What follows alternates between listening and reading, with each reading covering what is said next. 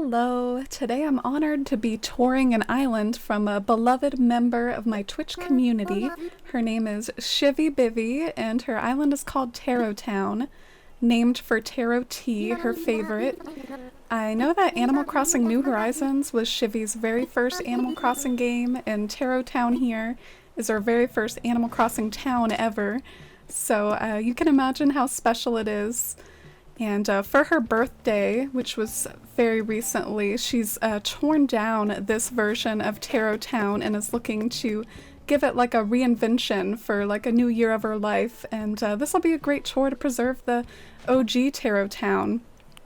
It's like a beautiful canal city that's like fallen into disarray a little bit, been overgrown with nature.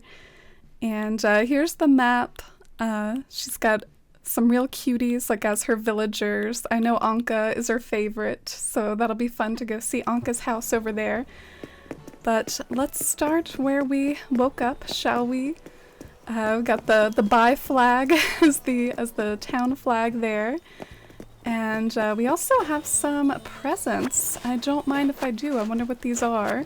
So in the presents, there were mostly like a lot of fireworks and sparklers, party poppers, and things like that, which I do know a bit of the significance of. Shivy will have a few areas in her island inspired by Diwali, which is an Indian celebration of like lights and everything, and you can already see that sort of atmosphere and vibe playing out with the aurora that's overhead and the moon and all these beautiful bamboo grass feel very festive as well. And oh man, I guess the way that I decided to start exploring the island, we're already at Queen Ankha's house, which has a very beautiful like symmetrical patio around it, complete with like symmetrical pyramids. It's always fun to see these like grand yards inspired by like what the villagers actually love, like Ankha and her Egyptian background. I love all the yellow roses too, and showing off all these pictures of the villagers. So this definitely looks especially beautiful and like ethereal with the aurora behind it. So yeah, definitely quite a big area dedicated to Ankha over here, and I just love the touches of the embroidery. And down the incline, we already got to like the secret beach. I love the idea of just like looking out over the secret beach and painting this scene. I love when people can incorporate art into their island decor. And this almost reminds me of like a lighthouse cottage or something. I think this is Raymond's house. Yeah, I'm starting to... I don't have like all the houses memorized, but I am starting to get a handle on some of them. I'm sure some of you all probably recognize Raymond's house by sight too. Ooh, and this is like really beautiful and dreamy and elegant. I love this sort of aesthetic so much. Elegant core is just like definitely one of my weaknesses, and this is just, you know, a mixture of like elegant core and cottage core, and it's over here by the ocean too, which is such a dreamy setting to sit over here down the ocean and look out across the aurora and the moon against the waves. And I think that must be, that kind of looks like Diana's house to me. That's gonna bug me. Let's go see if it's Diana's. Yeah, it is. I was right. I should trust myself more. Ah, and here's the rock garden. I gotta respect any rock garden that I see. They're kind of a pain to create, but that one is so lovely and pretty. Ah, and over here, I might have found our first character house. I will explore like character houses on these tours as well, so it won't just be like the outside of the house. I want it to be like a full-fledged tour. Let's see what she says. Shivy says, "Look up at the night sky." It is definitely super beautiful. I love the aurora, both in real life and Animal Crossing. It has a lot of special significance to me because I'd really like to see it in real life at some point in my lifetime. It's sort of one of the few things that might be on something of a bucket list of mine. I love this elegant like hallway at the entrance with all the musical instruments, and you can see Queen Ankha up there with her poster. And this room, by contrast, is very warm and cozy and welcoming. All about the hearth in the home and cooking and but I love the odes to Indian culture up there with those saris on the wall. And in the back room, reminds me of kind of like a mad scientist room, complete with the spooky atmosphere brought by the rain. I kind of wonder what the story behind this one is, or like what the special significance is, but it's a very cool room. Oh, and this one's so beautiful, like an ode to pianists and performances on the piano. I know Shivy plays the piano, so I feel like this is just a very personal room and a nod to a hobby that she actually has. Oh, and downstairs is so cozy, comfy. Reminds me of a sleepover with all the places to sit and sleep on the floor, lit up by that solitary lantern. And upstairs, the vibes are immaculate. You can really tell Shivy's love of all her villagers, Ankha and Lolly, and how everyone pops up in like these posters and these villager photos that you see around town. But yeah, this is super dreamy and starry over the ocean. It kind of reminds me of that scene we were just at over by Diana's house, only just an interior instead. Starlight by the ocean.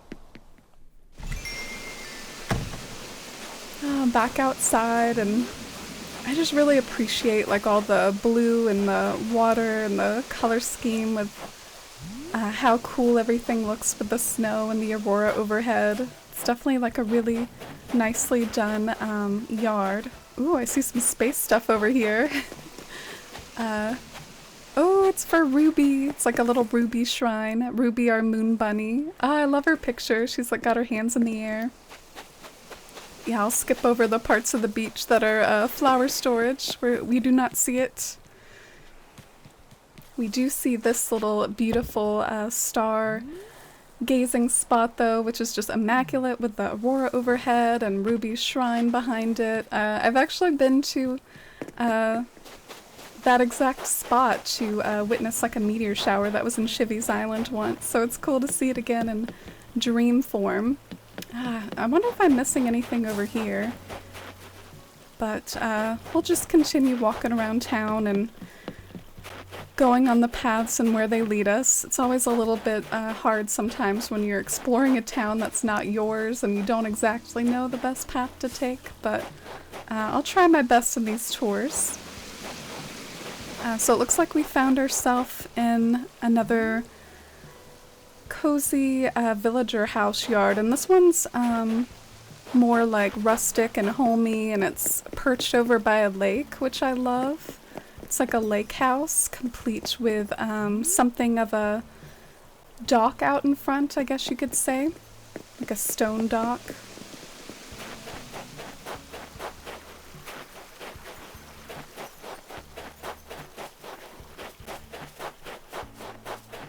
Oh, and it's Queen Phoebe's house over here by the ocean.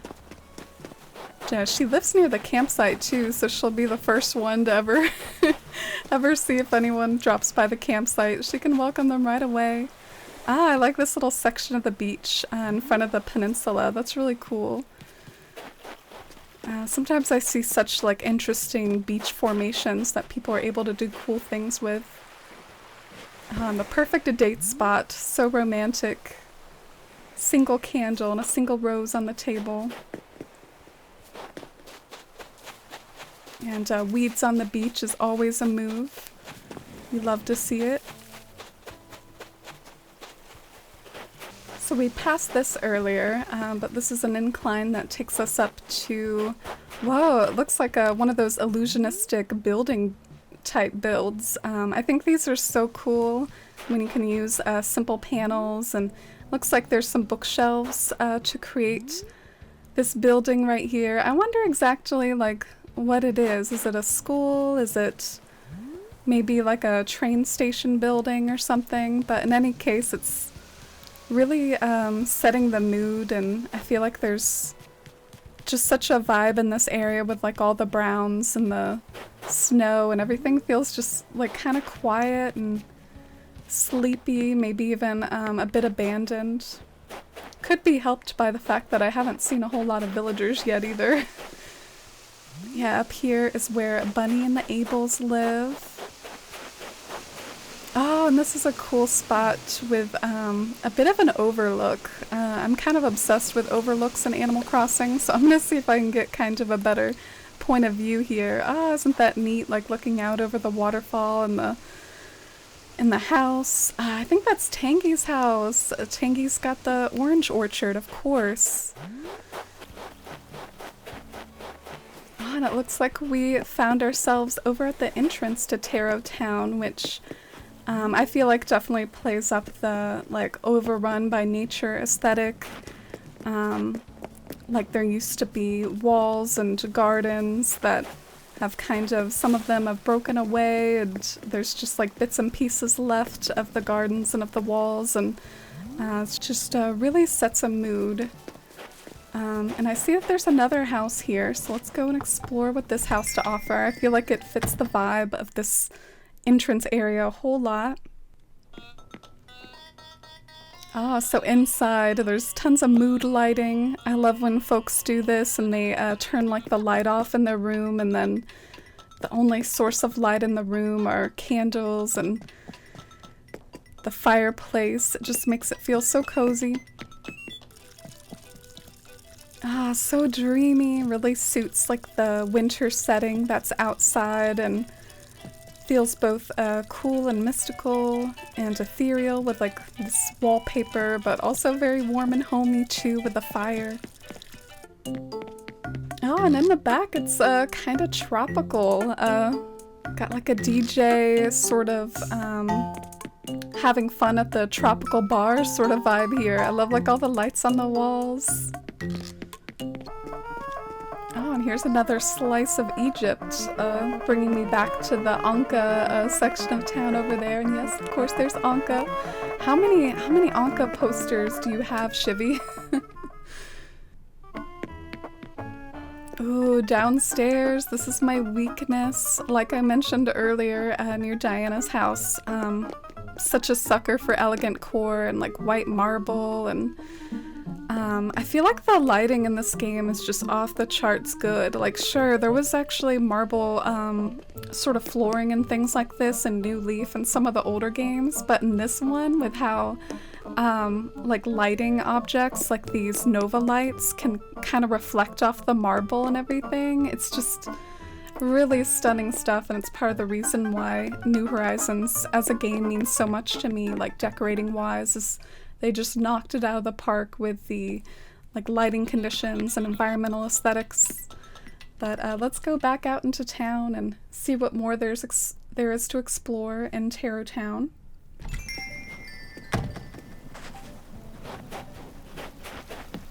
Ah, look at this big ocean, or I mean it feels kind of like an ocean or sea, but it could also just be like a really big lake. I just love that subtle, tiny waterfall pouring out into the lake, and I love seeing all the things like in the middle of the lake and on the sides. Let's set off a little sparkler in honor of like how awesome this area is. And I'll see if I can get that Stonehenge from a better angle too, because that might be cool from a lookout point from above as well. Yeah, let's see. Oh yeah, like what if we hop across here and do a little bit of the camera app. I love like planning out photos and things.